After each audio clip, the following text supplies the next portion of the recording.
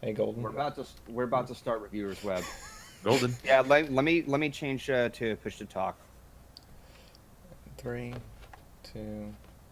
All right, you're good.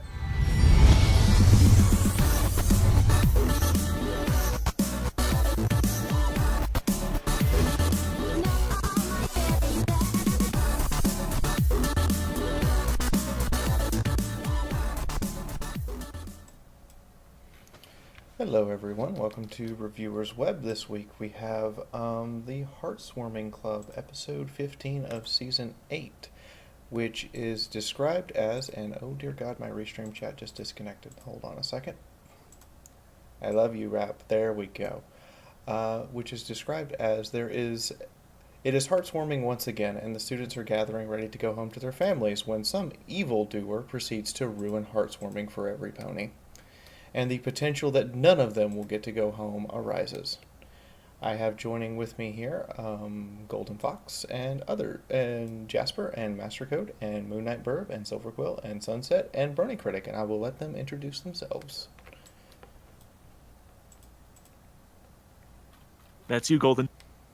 Oh, I thought it was okay. Well, yep. Hi, I'm Golden Fox. I review ponies, movies, and ice stream video games. Hey there, hi there, ho there, I'm the pizza pony who better to cook the thing than the thing. And I make comics and do audio stuffs and stuffs. Hey guys, your ace analyst here, Master Code. That's right, your super awesome stallion of the stars, here to rock and roll. Woo! Hi everyone, I'm Moon Knight, and I will basically do some covers. I review My Little Pony episodes and also some video games. And I am the Silver Quill. I too do review videos and comics. I also am a chief promoter for Kentucky Fried Chicken because after enough of my puns, everyone's wanting fried chicken for some reason. Hi, I'm Harmony Dancer or Sunset, whatever you want to call me. I do Let's Plays. I do artwork. I am a singer, and I am a voice actress. Yee. Let's have a party! Wow, that was actually really, really good. I am the Brony Critic. I review fan content, a lot of fan fictions, fan material and videos, a lot of music. I also do a little bit of writing and voice acting on the side, and because every fandom needs a critic. And I am Fiora the Tank Girl, the mostly facilitator and host, and I hope all of you are here to have a good time and talk about our craziness in which a certain griffin proceeds to cause mass trouble. So, Brony Critic, start us off. What is your initial thoughts? Well, you know my opinion from the last episode with Discord the Massive Dick. Well, this episode showed us how you could do a jerk right. You know, Gallus is most definitely a jerk, but I totally get his mentality. I totally get the reasons he's doing things, and he's sympathetic. And that's the way this should go. That's the way this kind of story should be done. And I enjoyed it immensely. The amount of world building we get introduced to. I've been working on a timeline panel for the last couple of weeks now. Doing a little collaborative thing, and this episode was huge for that because I've been trying to count down holidays, and Heartswarming, nice holiday. It's a holiday that happens quite often in this story, surprisingly enough. So, I got a great introduction to, more about these cultures and these characters. We're learning much more about them, and I enjoyed it a lot more. It was much more well-intentioned than last week's episode, which I think makes it a lot more refreshing to watch. Welcome, sir. If I had to say a particular problem, it's actually kind of hard for me to find it, except that I don't get the... there's a part of me that's just wondering how the leaders of these foreign countries would feel about a leader of another country literally holding their children hostage. Oh, you can't go home to your holidays and your families because we're going to hold you over. I can't imagine that would actually turn out well. I think that's just a nitpick on my part, though. Okay, well, that's an interesting question for an actual diplomat. Sunset Shimmer Sparkle, you're up. that me? Okay, so this episode I thought was interesting. It was really interesting to see all the like how each of the different creatures celebrate the holiday. All the stories were really cute and funny. I especially like Yuna's and Ocelus's. Um, I felt bad for I'm bad with the names. The Griffin. Gallus. Gallus. Gallus. I felt bad for Gallus. Know, like, with what he did, yes, it was bad, and but I kind of felt for him because my family's a little dysfunctional, to say the least, and just I get that. I'm done. Alrighty, and I thoroughly enjoyed this episode. I laughed aloud watching the changelings celebrate their first Heartswarming. And I enjoyed all the other stories, but I think the changelings stole the show for me. In terms of the characters, especially the Student Six, for a large chunk of the first half of the season, all we got to do was see them be victims of everyone else's inattention or quirks, and then they'd be shuffled off screen. This was really a key time where we could see them be victims of someone else's plotting, but then how do they deal with it? And they aren't all squeaky clean. Oh, well, I'll get along. Especially Sandbar. It's like, dude, stop blaming Ocellus. So more on that later. But I just loved it for the reactions. I loved it for how the characters interacted. And I agree, world building, getting to know these cultures better. There is, however, a double meaning with that, because this episode also relies on what I view as a negative trait within My Little Pony. Consistently, we're presented with the image that if you're born into a certain species, your characteristics are defined. Griffins are instantly jerks. Dragons are instantly greedy and cruel. And I believe even the comic author Jeremy Wheatley pointed out this very toxic, unintentional but toxic message that, birth determines personality. And I see that still on display here, and I'm less a fan of that. But more to talk about that later.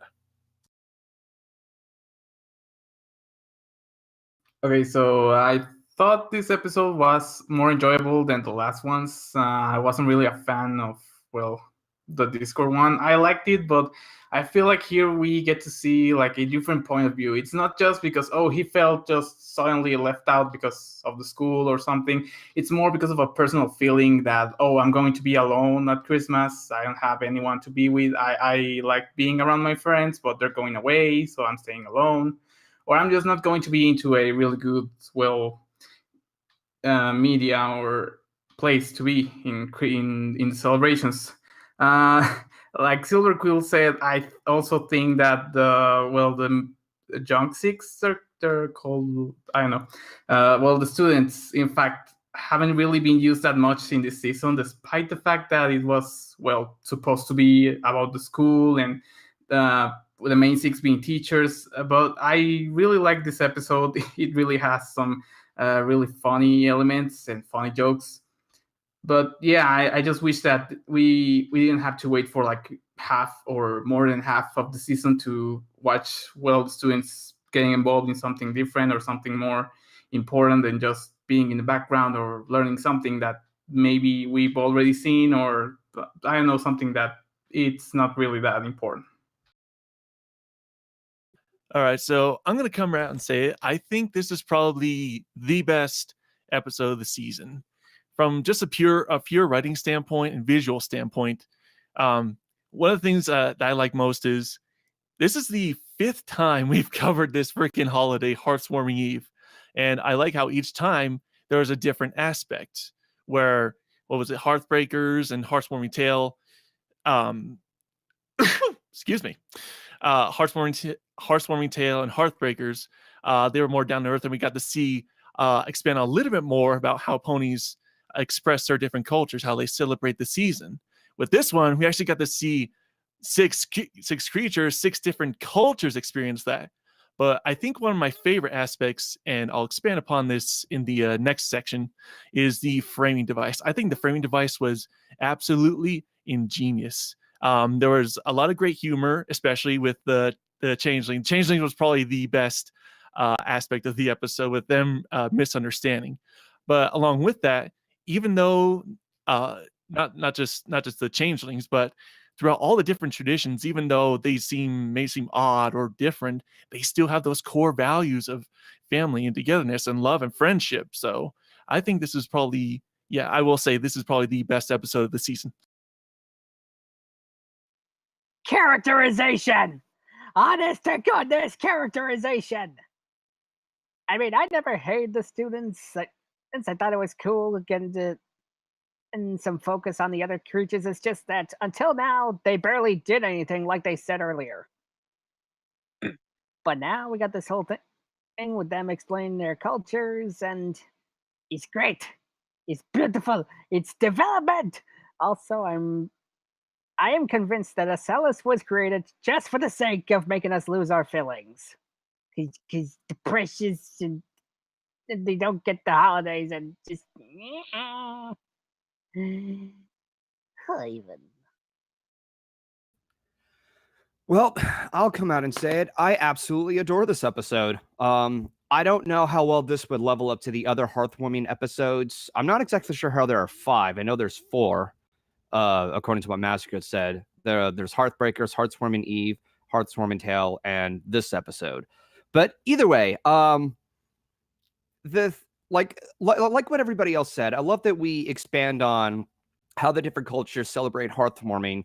Unfortunately, it's kind of playing on the same boat with what their cultures are, based on what Silverquill said, that dragons have their own brutality. Griffins have their own pride issues and greed issues, and the yaks are very destructive. But it's still nice to hear that we hear their perspectives on how they celebrate whatever that holiday is, because some people perceive things differently. So it's nice to get that out there. Also, I do agree with everybody else on the same page about Ocellus's Carol story, that they're taking things way too literally.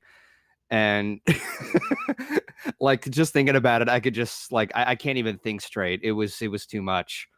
So with that being said, I still enjoy this episode. I don't know how well it levels up to the others.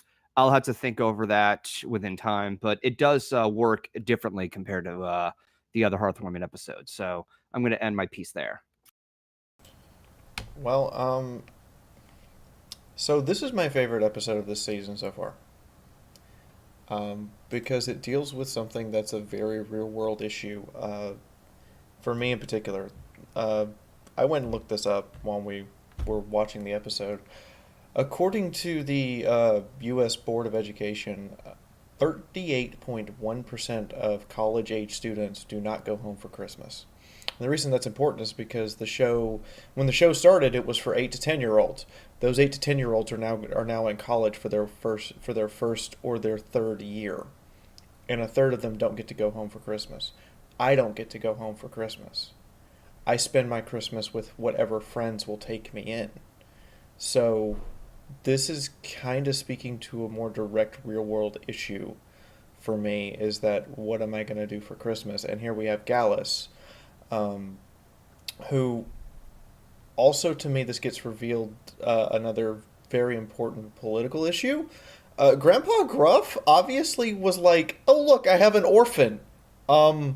I could throw the orphan in this friendship school, and if it doesn't work out, I can go, it doesn't work because they didn't befriend an orphan. Or if it does work, I don't have an orphan anymore.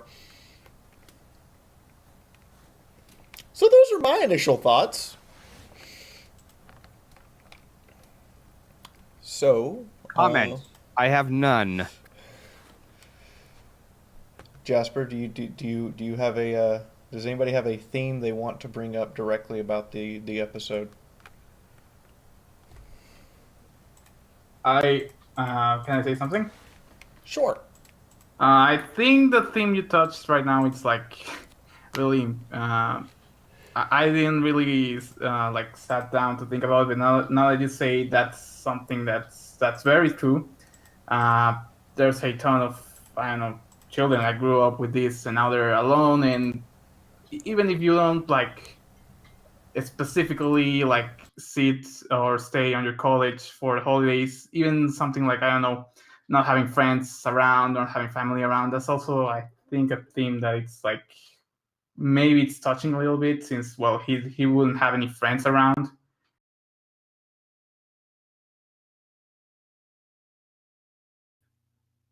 I see Silverquill, and then I see Jasper.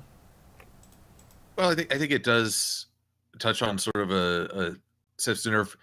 One of the traits about Christmas is that we're bombarded, in a sense, by all these themes of family and goodwill, and yet if you spend enough time in stores hearing the Christmas Carol music, it actually has the inverse effect.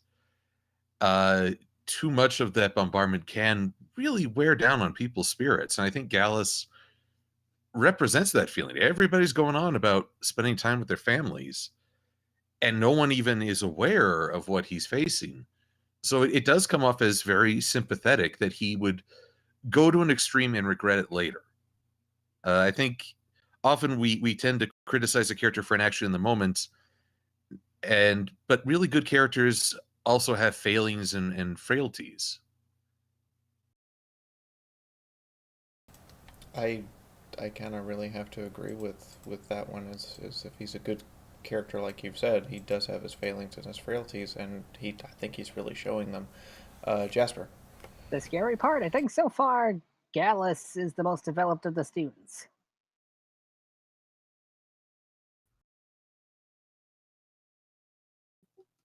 I'm not sure about that yet. So far. That's what I said.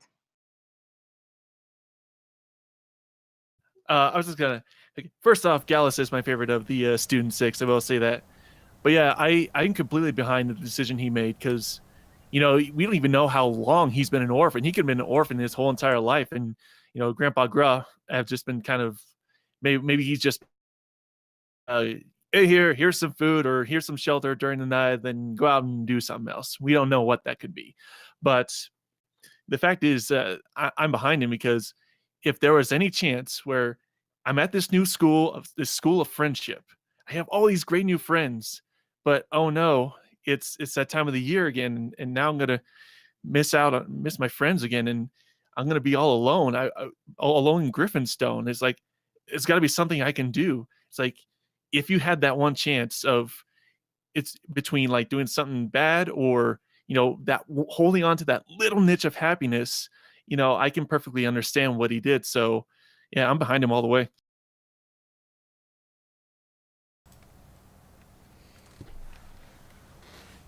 Silverquill. But on a slightly different topic of a theme for this episode, I'd like to propose thwarted expectations, because that's where a lot of the humor comes from. Are you meaning like you expected like different holidays for them, or? Well, let's break it down bit by bit. You've got the changelings. I love the wordplay they do. They use all these classic phrases for the holidays, and then they do the most literal interpretation. I was laughing so hard. And then you have the yaks singing, and you expect, okay, we've had carols, carols, carols. Now we'll get some real song. Nope. You get yaks just doing this is the song that never ends. Just goes on and on, my friends. And then probably the biggest subversion is the tale of scales. And, oh, this heartwarming tale of dragons taking pity on the no death to the weak king. And I find that humor at its funniest. It plays on our expectations and basically thwarts them. And the laughter is almost a reaction to just breaking that tension. So I saw myself, Moon Knight, and a couple other people light up, so I'll go as quick as I can. I just realized that the yak theme that they sing is actually to the tune of the song that never ends. Thanks. Now that's stuck in my head. Wait, Aha! really? My terrible singing strikes once again. All right. So Moon Knight lit up a few times, and then Golden, Brony, and Jasper. Who's going first? That order. Moon Knight. Right. So about the holidays, yeah, I think it's, I think that's the funny part. Also, I think the part of Sandbar is kind of you're expecting this interesting like story about, I don't know, something really happening to that puppet or whatever it was, and then it just ends abruptly, and it's like, okay, that ended like that. Another thing, it's like, yes, also Gallus is also one of my favorite characters. Like, I think Master said, but I think that even with Gallus, I think that he's kind of one of the students that's going to learn more about friendship than maybe the others. I mean, obviously the dragons are probably just mean and furious about everything, but I think Gallus being like that, he can spread a little bit more of, I don't know, friendship, being with others, not being really grumpy, because, well, we know that Griffons have been like that since forever, because even the king couldn't like control them properly.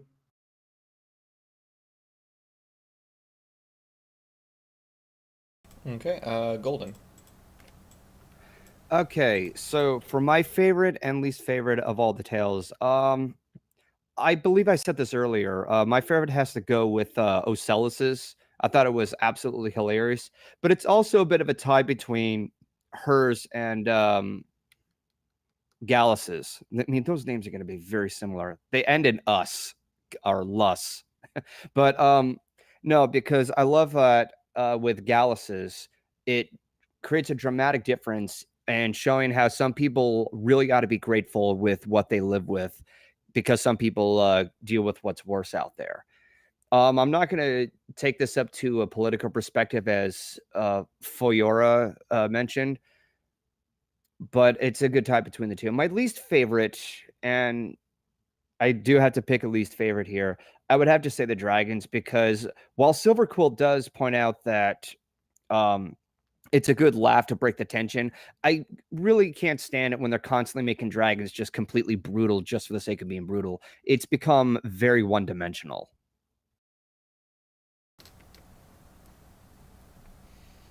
Okay. Jasper. Something someone actually pointed out while we were initially watching. How long have they been at that school? That's a good question, because Fluttershy has 9 months in a row as best professor, and I think Rainbow Dash and Applejack still have put students in most possible danger, mortal danger. That and Ocellus mentioned how Twilight taught her about Heartswarming last year. So does that mean they've been at that school for almost a year now? No, I think Let's do Silver Quill and then Moon Knight on that one. Well, time in this show has always been very flexible. For no matter how much time has passed, I guarantee you Pound and Pumpkin Cake still look like babies, as does Flurry Heart. But what I find interesting is that this at least confirms that the events of To Where and Back Again were at least a year ago. Which I find interesting, in that when people talk about Starlight Glimmer, we don't always know how much time has passed as she reconsiders her approach to things. Yeah, I think like Silver says, time is kind of it's kind of difficult to like count in the series. But I think also is referring to when they changed from, you know, the ugly, not the ugly, but like the old changeling design to the new colorful skill one. I think that's what she was trying to say. Like they were introduced to this new culture, and maybe they got to know this heartwarming. But also, there's another fact that we don't really know when the school like semester or the year started, because it's not a regular school, so it could have just started like, I don't know, in February, in in any month, so it's kind of difficult to say. But yeah, it's going to be more than 9 months. Brony Critic. Yeah, I've been looking into all of those different things, and I've been counting down the different the different Heartswarmings, and we've had 4 Heartswarming episodes, but looks to at least be about 5 different references to the Heartswarming holiday.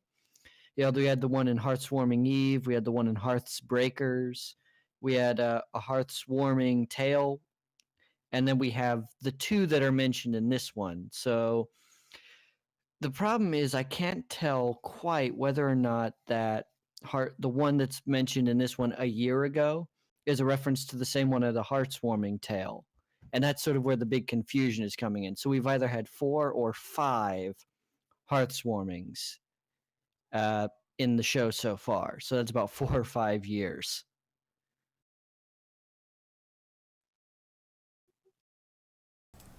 Does anybody else have a comment for this one? I'll go Yes, real I quick. do. Yeah. See, that's why I was confused earlier when I said, this is like the 4th or 5th time we've had a Heartswarming episode. That's what I was confused about. But anyway, I'm gonna go back to what we said, and I'll quickly go through. Excuse me. I'll quickly go through my favorite interpretations. My favorite. Jeez, I can't breathe today. My favorite ones were. It's a tie between the changing one just for its clever wordplay, and I actually did like the dragon one, just Smolder's story, because, and this is a question for all you guys. If not, that's completely fine. But did anyone else get an All About Eve vibe from Smolder's story?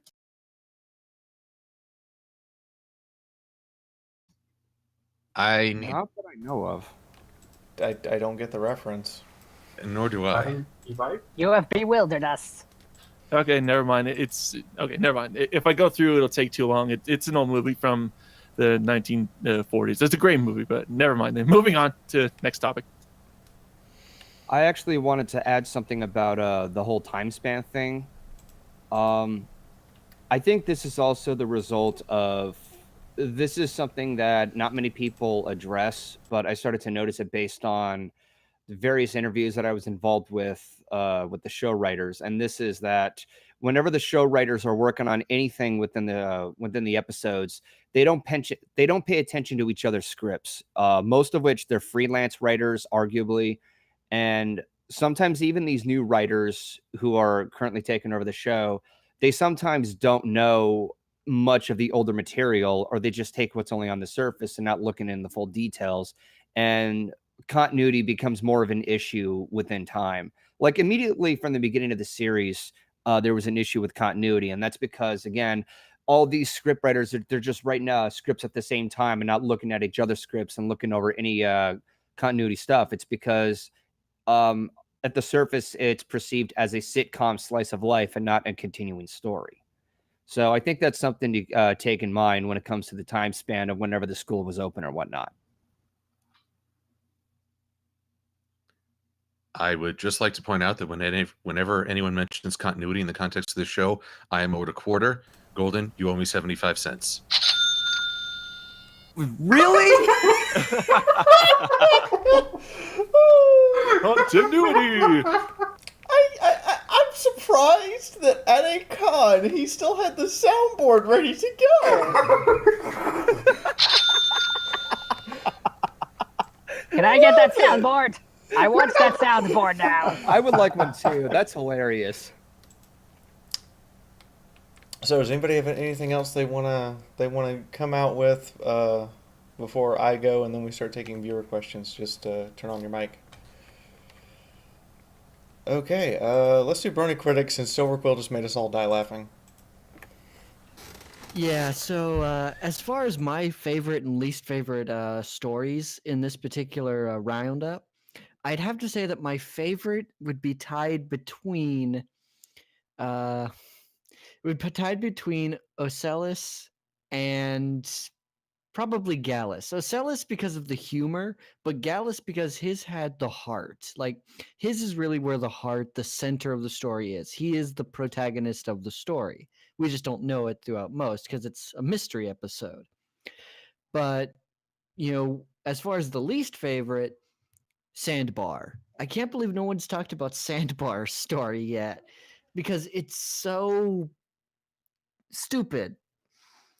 It's weird that the pony is the least interesting character in this entire new group. Sandbar is almost a non-entity throughout the entire series. I had to look up his name because I couldn't remember him. He is the pony equivalent of white bread, as I was saying earlier. Very little actual value and mostly bland. I think that's why it was glossed over, because it has something that not many people would take seriously, whereas everybody else talks about the actual holiday and not, oh no, I almost lost a doll. Well, I think when we see the Student 6, the point is that Sandbar is something we all know already. Like, we already know what the Pony Holiday is. We already know how they celebrate it. We already know everything special they do for it. And a lot of the time, the way that stuff happens with him is mostly just he's more our avatar or anchor, in the sense that he's the thing that we know and know is how he's going to react because we've seen what ponies do. When we see the other 5, we have no idea what they're actually going to be up to. Silver Quill, unless somebody has another comment. Well, I'm actually going to, guess I'll do a twofer, because I was going to talk about Sandbar before Brony Critic mentioned him. But with the story of, oh, my doll nearly fell in the fire, again, that's the humor of defied expectations. You're expecting some grand tale of a true miracle, and it just turns out to be ho-hum. The thing is, it's at the very end of the episode, so, and the last story, so we're kind of wise to the joke at that point in all its various forms. It's run its course. But the thing about Sandbar is I agree that he is sort of a proxy of our familiar world interacting with these new characters. In a lot of ways, I view him as the Applejack of the group. He is the more balanced center that allows the rest of the group to be eccentric or quirky. And much like Applejack, he goes underappreciated as a result. However, in this episode, I kept wondering, why did he all out of the blue start blaming Ocellus? Even to have that last joke, you mean it's not Ocellus? With her little, you did not just say that look. And this may be myself assigning more meaning to it than even the writers intend. But until recently, changelings were the threat. They were probably the most well-known threat to Equestria.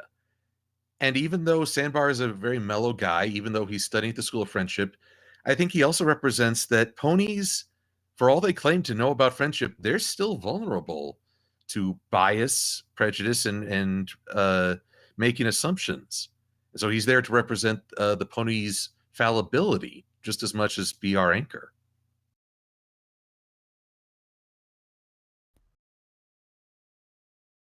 And anyway, I'll go back to what I was talking about earlier in my intro, the framing device. This episode, they could have easily just had all the Student 6 just, gathered around the fireplace, and each of them discusses their own cultures, like, hey, what's your culture celebrate like? And what's your culture? And da-da-da, and just go through the whole rigmarole like that. But no, they actually went the extra step, and they actually imparted a mystery element, which I think was fantastic. Because if it was just like that, like just them, telling their stories around the campfire, around the fireplace, that would have been fine. But this whole mystery element adds a level of conflict. It allows the characters to have more interaction with each other. And excuse me. And I think that was a much better path to take than just the rudimentary, oh, this is our culture, this is our culture. Okay, time for school's over, bye. I think this was a great idea.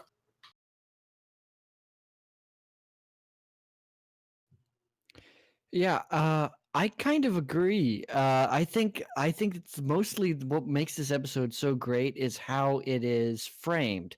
Because we've seen episodes where, it's all of them kind of expositing on the world around a campfire. There was that episode last season where it was what is it, Rainbow, Applejack, and Rarity all getting together and telling stories about the original six, like the old guard or whatever they were called. And it's really interesting. They could have done that, and I think it could have still been good. But what they did that worked really, really well here is they framed it as a mystery. They kind of staged it in a similar vein to, honestly, when I was looking at it, the thing it reminded me of was almost Murder on the Orient Express. A bunch of people stuck in a room together trying to figure out who did what by telling their stories. It's kind of staged like an Agatha Christie mystery, and we learn more about the characters as a result. And I thought that was rather refreshing. Moon Knight. About the refreshing thing, because it's also not your typical. It's kind of your typical, but it's not your typical Christmas episode, because we've seen in the past that they've done the Christmas play. It's also, I think it's called A Christmas Tale, or the one with Scrooge and all of the elements that we already know. I think this one is a little bit more new, a little bit more refreshing, and it also has a little bit more of heart that we've seen a little bit in some of the episodes, like To Change a Changeling or something like that one, where there's like some feelings mixed in between. But I think that's also a good point, that it's something that we haven't seen before. Talking about the stories, I'm really I'm really glad that no one's talking about Silver Streams, because I think that's kind of the more generic-ish one, because they just spent like one day. I think it was like that. It was one day on the land, one day on the sea, and then the other day like normally, and then just Queen Noble gives out presents. I think that's kind of like the most generic-ish. And also, I still don't see the point on Storm King. I think his other design was more like intimidating, but I really don't see why they feared him. So basically, you're kind of addressing the Storm King on the same issue in principle that people had with Cadence and Shining Armor, in that they were introduced so late, there was no mention of them until up to that point. No, I'm saying like in the art book, like they had a different design for the Storm King, and also the story of the Storm King and the movie itself is kind of like similar to another material, something else that I've seen. But like my point is, what was really intimidating them so much about? I mean, it was literally just a monkey. It was just the staff that was giving him power. So without the staff, or before he had the staff, like what was really like the point of him? And I think I saw somewhere that they were going to touch that some more, but in the story, it's kind of the main point of it, of the holiday. So I don't know. For the Storm King, I think it's more they were afraid of his army. The one thing he had going for him, the movie, was sheer force of numbers and soldiers, aside from Grover. But really, he's just the face to an empire or a conquering force. There's nothing hugely exceptional about him as a villain. Welcome to the army of Yura.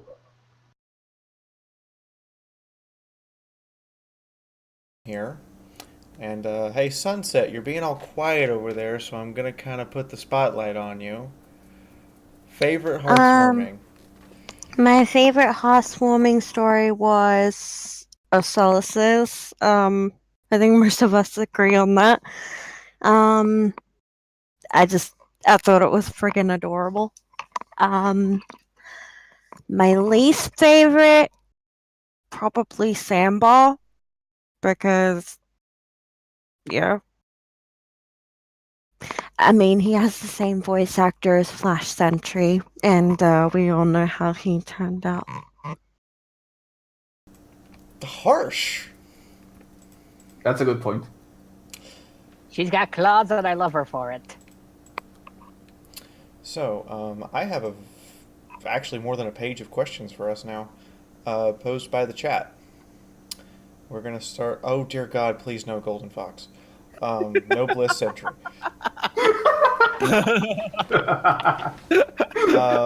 we've already talked about the holiday points of view and what we found interesting about them.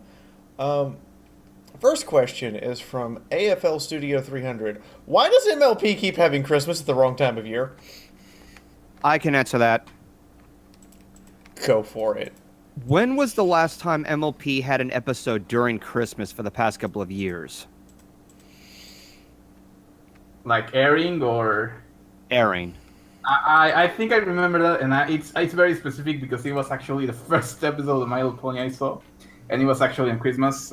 It was the first one, but I think it was on 2011, I think it was 2011 when I saw it. So that's like the last time they've actually aired it on the day that it is, and that's the first one that I saw, and Lesson Zero. So, to point out too, MLP used to be at around the fall area, and then it would finish around spring. Now they aired in spring and they ended in fall. They can't air an episode during Christmas at that point. That's why they have to air those episodes at a time when it isn't Christmas. That, and for some reason, Hello? it's because I saw Jasper. That, and for some reason they also have the holiday thing that they're doing this year, the perfect gift or something. So I don't know why they could have just waited for that one too, if they were going to tie them in. But yeah, they're mostly ending on spring or summer because, well, the early airings and stuff right now. I'd like to counter that question with another question. Why does Walmart put out their Halloween stuff in the middle of August? To prepare in advance. It's a marketing strategy.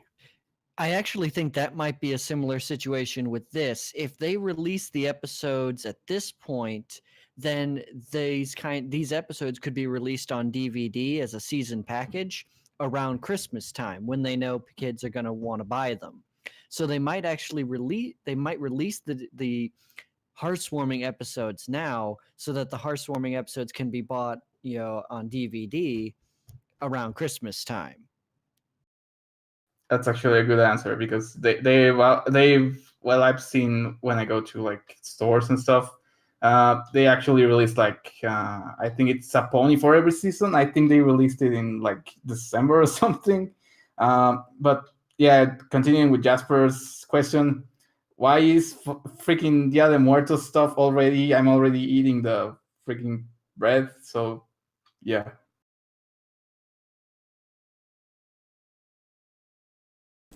Okay. Next question we have here is quote. Do we think Sambar is racist against changelings, or that changelings directly did something to him?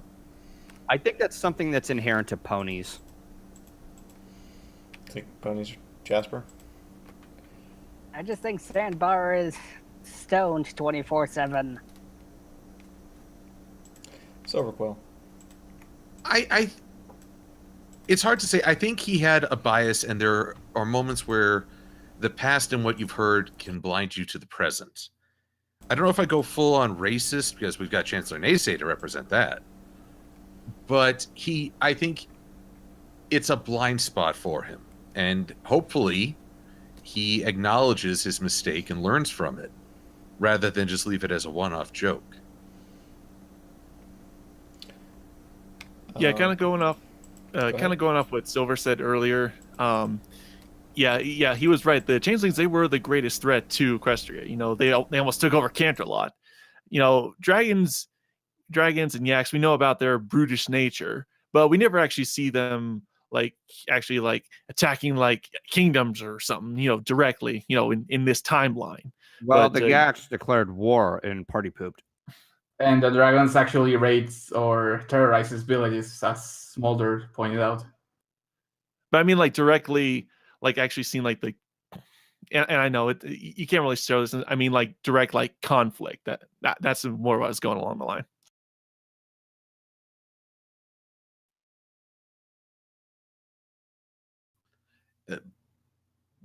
What would Pony War actually look like? Would it be straight out of the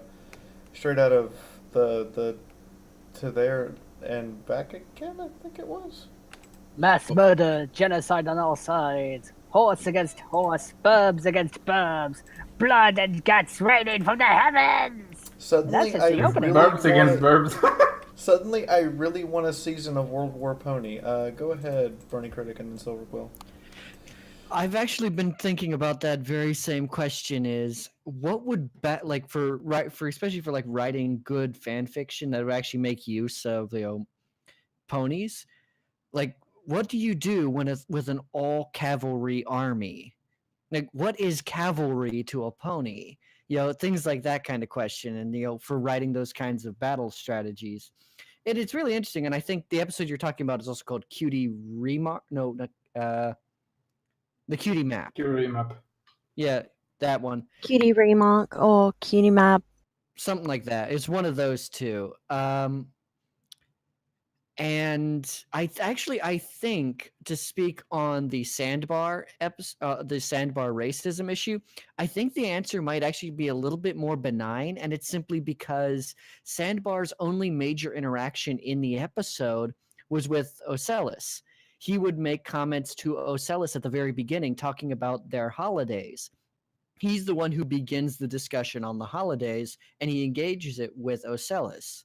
So I think it was actually just a continuation of those conversations he was having with her from the beginning, spilling out over into the conflict.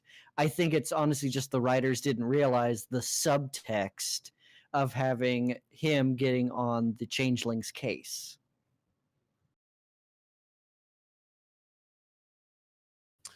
Well, it is the cutie remark.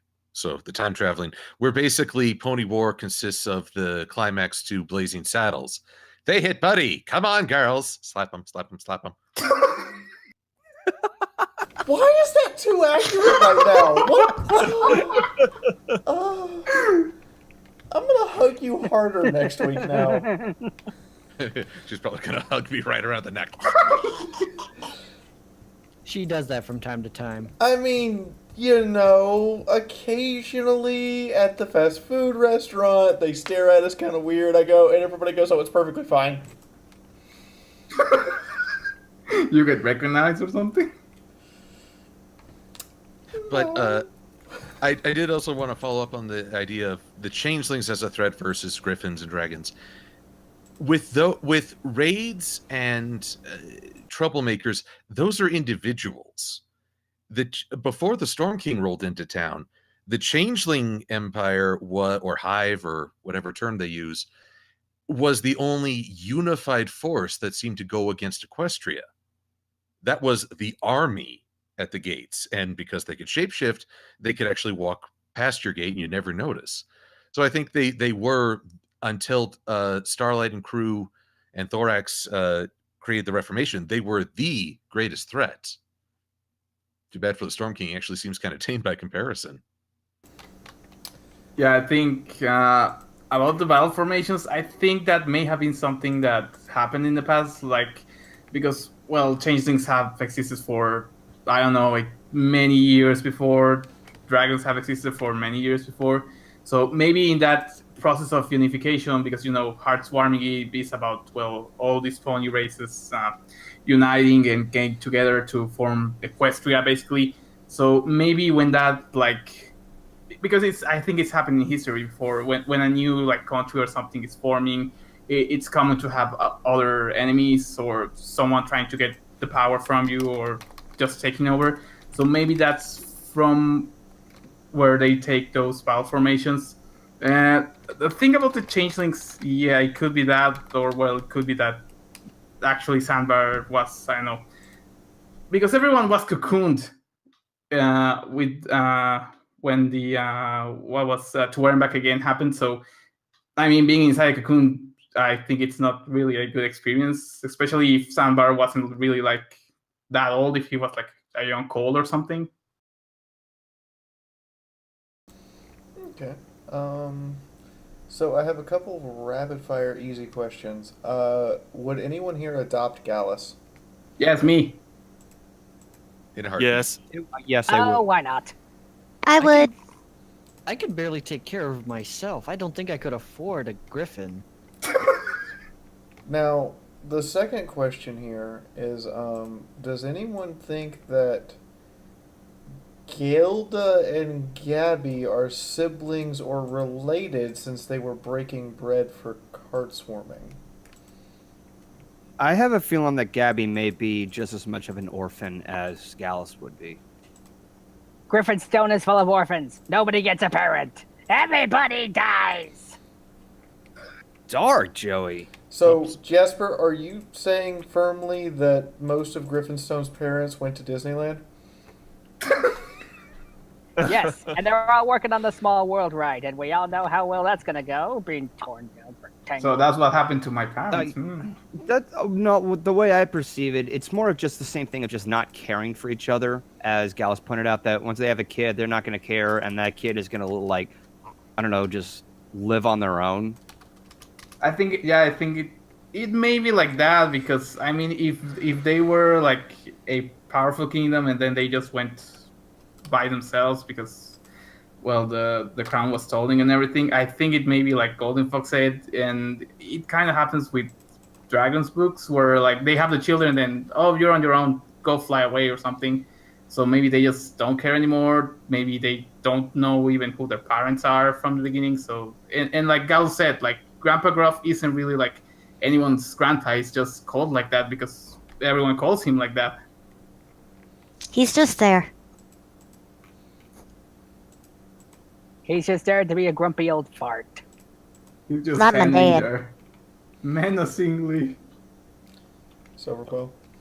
Well, it's kind of funny that I never got the impression that Gabby, Gilda, or that the very young Griffin were related. I kind of figured it's just sort of, well, we're supposed to try and do this, let's do it. But that begs the question, what is it about Gallus that excluded him from that group? Even if it is, I hate to use the phrase pity party, but it's sort of, it's just odds and ends under the same house. Though I would also point out, a holiday where you get together, try to be nice, complain about the food, and just try not to get everyone mad at dinner. That's not a Christmas analogy. That's Thanksgiving. He's blue, that's why he got excluded. Okay. So the next question is, this one is straight at Silverquill. Do you have a hippogriff form? Yes. What kind of question is that? I think And the they next meant one- to the say next one- sea pony. The last one, the second one behind that is, if so, do you have a sea pony? Welcome to the army. I kind of figured it was, do you have a movie form? I mean, technically, I have a hippogriff form. I was hippogriffing before it was cool, yo. So you're the hipster griff now. Darn straight. Oh! We really have to barbecue it now. I know why I'm laughing. Shoot me! Shoot me now! We know you have a sound effect for this, Silverquill. Use it. Oh, well, there's always... Oh my god, seriously? Is that the Joker gun or something? Oh, sorry. Was that a downvote? That sounds like a board game. But in the answer, do I have a sea pony form? The answer is maybe. Should we do? You know, if you still want to do that thing together, maybe I should make us do it from the river. Oh my, the van down by the river? Exactly. That way, you're already in the river, so you can reveal if you have a sea pony or not.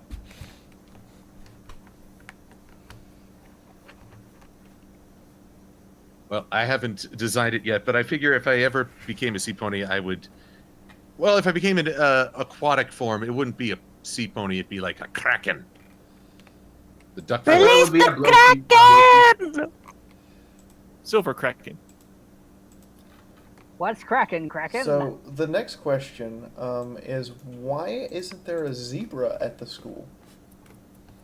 That's a question even I asked. The They're too reason's far prob- away? The reason's fairly simple. How hard is it to rhyme all of the dialogue? They don't need to rhyme. You can't think just go they're- around and rhyme all the time. I think they're just Okay, too then far I'm away. Maybe they're too far away from I- the school or something. I would like to find out their reasoning because, me personally, yeah, I get it might be hard to make everything rhyme, but I'm pretty sure that's just Sakura and not the entirety of all zebras. Because if it's the entirety of all zebras, I'm going to stare and go, how is this even possible? Well, that's the biggest problem we have with the zebras. It's the same problem, when we were during our panel, when we were talking about, Iron Will. Zecora is the only zebra we see in the entire series. So we have no idea if the qualities and traits she has are unique to her or are literally just something that, that all zebras possess. In the same way, we don't know if Iron Will is like every other Minotaur or just Iron Will. So it's impossible for us to know really the reason why. I'm willing to bet that the reason why they haven't put a zebra is because we're expecting them to act like Zecora. And that would be hard to create. It's very simple. It's just like Dragonheart. She is the last one of her kind. I don't really think I would perceive other zebras in the same fashion of how Zecora would be, though. I think like maybe the idea that I had isn't like too far fetched, or maybe it's they just don't want to put the zebra in. But what if Zecora and other creatures are like from another continent? Because like we know Equestria, but what is like outside of actually Equestria, not just the Dragonlance? I'm really wondering if we're going to see the opening to Season 9 is going to be a zebra arrives at the school. I'd be open to that. That'd be awesome. All the zebras. So I have one question here left. How exactly does AJ or Sandbar allow the others to act? I don't understand the question. I think that's for Silver because of what he said about Applejack. Yes. Well, it's much the same as Applejack. Actually, the question is, how do Sandbar, and Applejack do this? You have this group of eccentrics, and they play off one another. They come into conflict. They butt heads, especially as they did in the season premiere. Sandbar and Applejack are the ones who bring usually a moderating voice. It's why Sandbar's reaction this episode startled me in many ways. But they're the ones who say, hey, take it easy. It's fine if Yona just enjoys her culture, or hey, how's it going? He's the middle ground of the group, much like Applejack, who, Pinky can jump off a cliff in his fit of energy, and it'll be Applejack who's there to catch her with a lasso. The others can come into conflict about their various cultures, and Sandbar will be the one saying, hey, let's chill out. Again, except for this episode. In that way, I think their role is usually to be the group's even keel, so everyone else can go just a little bit more to the extremes. But then it also becomes very noticeable when you make them the really unreasonable ones.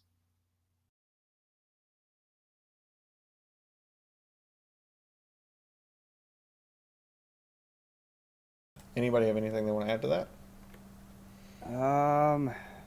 What was the question again? How does Sandbar or AJ allow the others to act? That's the thing, though, because we didn't really have much screen time with the students throughout this season. I can't really say too much in comparison to what Applejack does. I think that's a good point. That I think we said it from the beginning, and others said it. Like, this season was supposed to be about the school, but it's been. I feel like it's mostly about the main six, which I mean, okay, they're the main characters, but if you're going to open a school and you're going to be focusing on it, then focus on it. Try to make them more involved in it and develop their characters more. Because if then it happens that Sandbar is a blank slate. We don't really know much about him, and the same for maybe the other characters aside from Gallus here, where we know that he's been an orphan, but aside from that, we don't really know it much as well the other characters. This is a bit of a similar issue that I had with season 4. In the premiere, we were introduced to the box, but we were never given much detail about the box until the season finale. Yeah, that's also the Explore Equestria or whatever theme they had. I think it was in the 4th or 5th season, and they didn't really went outside Equestria. It was just like I think it was like Manhattan or something, but it wasn't really like outside of their comfort zone. And I would actually like to see like the movie, like I think it was a jungle that they cut out. I would actually like to see that part more than any of the other series that we've already seen like hundreds of times. I kind of just one last thing. So another reason again why I like this episode was because again, this is really the first time. There's only been a few episodes where the students just got to interact with each other. I mean, there was the season opener, which it established their characters, established their personalities. That was good. Most of the time, however, this season, they're usually just working off the main 6. It's like, all right, students, now this is our next lesson. Let's watch as Rarity and Applejack, and learn a friendship lesson. This is one of the few instances this season that they actually got to interact and work off each other, which is a systemic problem that's been this whole entire season where we haven't gotten much of the students. But, again, this is why I praise this episode.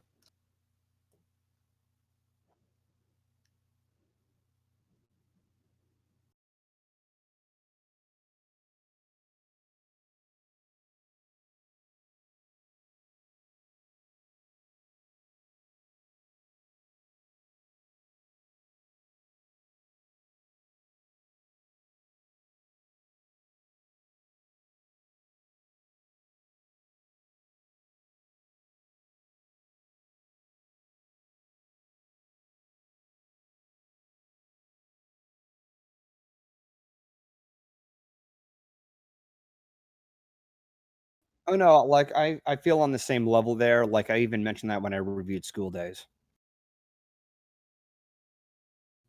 Well, first, now you've got me envisioning Sandbar with like silver cake glaze on his mouth, screaming, "Witness me!" But actually, I just wanted to respond to a comment. Person saying, "I'm not sure I've really seen Applejack play the role Silver describes of being the even keel, or perhaps a voice to balance the others out." I'd point to episodes like Feeling Pinky Keen,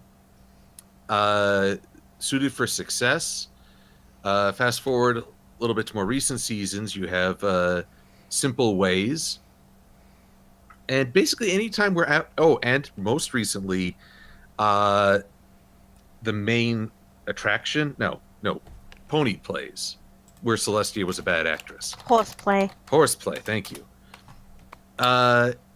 It's those roles that are often ignored or overlooked where Applejack is just saying, this is what we need to do to find a solution. And a lot of the time she gets ignored, but she is the voice trying to get the group on track. And I think Sandbar can be that. But I agree we haven't gotten to see them do a lot, but there are elements of that character there. It's just there, but I think they're also very easy to overlook due to a lack of participation. Okay, so apparently the stream couldn't hear me because I pressed my mute button and at the same time I pressed my push to talk button. So I was saying that Sandbar acts more like the pony witness, or even the witness of everything, as the audience's avatar more than an actual developed character. It's like it's like placeholder character here. Good examples, terrible story, but a good example of this is Bella from Twilight, or another good example is not Hermione, Brain. God, it's one of the Harry Potter characters. It's one of the Harry Potter characters that's literally just there as the avatar or witness for the reader, and they're not there for anything else. And the author and Rowling's even said this, and my brain just had like a massive brain fart. Ron? Male or female? Ron Weasley? Ron, yes, Ron. Oh, I wanted to say Hermione. No, it's Ron. Ron has he up until the very end, he has almost no personality and no real character development. He's kind of there. I was kind of being sarcastic with that response. Oh, If you actually like read the books, he's more there than anything else. And then the last 2 books, he has some sort of change and major development. And I'm just like, I've only wait, seen the movies. wait, was there a person here till now? And there wasn't. There honestly was not a person there until the last couple books. Poor Rob. I don't have any other questions other than apparently Mary Quill is now the merging of Silver Quill and Mary Sue. The horror! The horror! The pink! But do you guys have any final comments you want to give? I enjoyed this episode quite a lot, despite a few little hiccups here and there. So, I actually had a comment in regards to your statement on Ron, in that in the first movie, Ron was so replaceable that in the book that role was originally Neville. That they could absolutely have switched the 2 roles together and it wouldn't have changed anything in the first movie. Told you. Anyway, overall thoughts. This is a fantastic episode. Best episode of the season. Great writing, great comedy. Just a overall fantastic, great episode. Sunset? I enjoyed this episode, and I can't wait to see what we do next week. Anybody else want to weigh in before we start closing out? I just have one very important question. Does Spike ever get his bow tie? That's a good question. I think it was covered in Grimace splooge, so... God. It was covered in gack. So, I have started a new petition. Silver. I have So- started a new I kind of actually imagine that's what Grimace sounded like when he, Oh my god! Down. Not safe for Blissey. No, we all know that Lizzie's Blissey's not here. even Not here. safe for Not Blissey. safe for Harmony. Welcome to Come the on. After Wasn't Night this supposed to be- Roundtable. Wasn't this supposed to be PG? In the meantime, Not It's anymore. the After Night in the table. meantime, I have been Fiora. I am the host here, and I'm the one with the professor hat. If you're wondering which avatar is mine, I would also like to thank Shoujo, Lightning Bliss, DeWilstonator, and his lovely fiance. Yes, these are the people who are not here this week that we will hope will be here on the 8th on our next broadcast, in which we will be taking a look at episode 16, which someone please remind me what episode 16 is again. I think it's the rainbow one. Give me a bit. I get it. Okay. Friendship University. Friendship University, Oh, yes. We'll be talking about no. Friendship University. Now, ladies and gentlemen in the And we are- chat, don't leave yet. I do have one little final event for you guys. In the meantime, I will let everyone outro themselves. So, Brony, Critic, if you don't mind starting. All right, everybody. I am the Brony Critic. You guys can check me out here on YouTube. I also have a film fiction channel, but I don't really have a whole lot of content on there just yet. I'm still in the process of working on it. I do a lot of video reviews, mostly on fan content, fan fictions, music, and the like. I also do some voice acting on the side and some writing. Welcome to the army of Fiora. Sunset. I have been Harmony Dancer, or Sunset, whatever you want to call me. Like I said, I will see you guys next Friday for the next installment of my Bratz Forever Diamonds playthrough over on my YouTube channel. And hopefully soon I will have some more artwork on my DeviantArt. And we'll keep you all updated on my Tumblr and my Twitter. Yee! Fried chicken, I mean Silver Quill. Yes, I may very well be. Well, you fine folks can find me on the YouTubes. You can find me on DeviantArt, all under Silver Quill. I post comic reviews on Equestria Daily every Wednesday. Also do Goodnight Comics, which all the early releases. That's that's pretty much every day for this week. And I'm looking forward. I'll get to see Fiora in person at Crystal Mountain PonyCon next weekend. So all you fine folks in Utah, if you're coming, I'll look forward to seeing you there. Also, I have 6 panels at that con. When will I have time to see you again? I'll be in the vendor hall. You can always swing by. Well, wait, we have tables together. Oh yeah, we're right next to each other, aren't we? Yeah. Okay. GG. You're forgetting me. And I just want to remind everyone, I'm getting paid by Golden Fox. Really? Moon Knight? I can't. Wait a sec. Okay, sorry. So I've been Moon Knight, and I'll see you all later. I'm going to be uploading some reviews because of the episodes. I actually watched some of the Australian episodes, but don't tell anyone. But I think we also have an important question that it's for Silver Quill.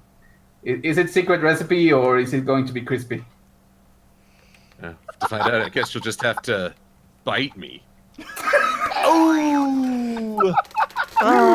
Thank you for the visualization. I will have No one wants to bite that. Nobody.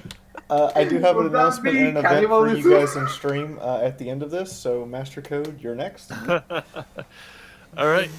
Well, guys, that's it for today. Until next time, MC out. And this has been the Pizza Pony. As always, you can find me making new comics almost every week on DeviantArt. Also, catch up on my Twitter, my Tumblr for other stuffs, and just overall live long and propane. I just imagine that a BDSM specialist says, "I sell propane and propane accessories." Silence your face! PG, guys. Jesus. We're actually Anyway. PG-13. Golden Fox. Thank you. You can find me on my main channel, which is shortly like Golden Fox 17, but I also call it Golden Fox Pictures, with a secondary channel called the Golden Fox Stream, where I stream on Twitch and keep recorded episodes on the secondary channel where I do Let's Plays. So, ladies and gentlemen, you can find all these wonderful people in the description below. Tonight at midnight Eastern Standard Time, in about 3.5 hours, I will be streaming live fanfiction writings based on suggestions in chat. They are rated E or T. There is no sex in my fanfictions, but hey, they apparently are good because I keep getting yelled at for saying they're bad. In the meantime, there is another Brony broadcast going on, and I would like it very much if the chat would join me in rating them. So I'm putting a link in chat right now, and if you are on YouTube chat or Twitch chat, the hashtag will be new Roundtable bomb.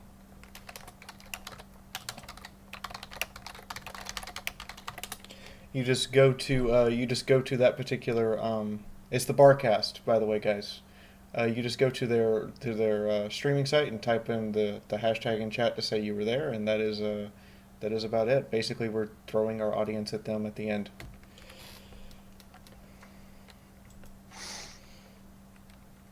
In the meantime, does anybody else want to get the final word before I press the big red button? Pudding. Mary Quill. Ich bin ein Berliner. I'm getting KFC after this podcast is over. All right. What? Good night, everyone. KFC for everyone. Bye. Because every fandom needs a critic. Bye-bye. Bye-bye. Bye. Laters. Bye. Bye.